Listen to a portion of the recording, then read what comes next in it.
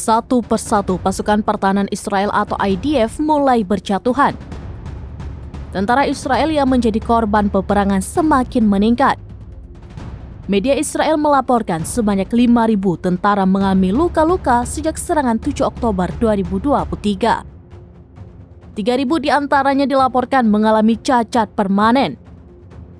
Media Israel menambahkan bahwa Departemen Rehabilitasi Israel dilaporkan menerima 60 tentara IDF baru yang terluka setiap hari dari pasukan keamanan dan cadangan. Lebih dari 2.000 tentara yang diklasifikasikan sebagai penyandang cacat dan ditampung oleh Kementerian Keamanan Israel.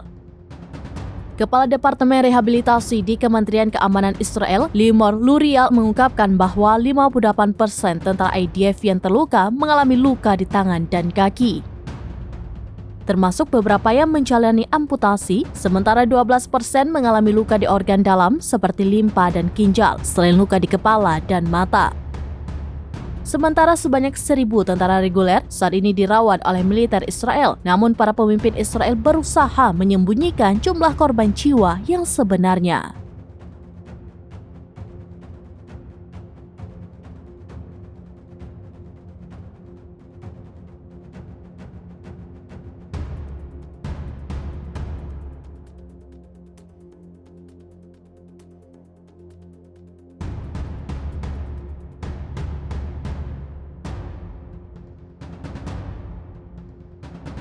Download Tribun X sekarang, menghadirkan lokal menjadi Indonesia.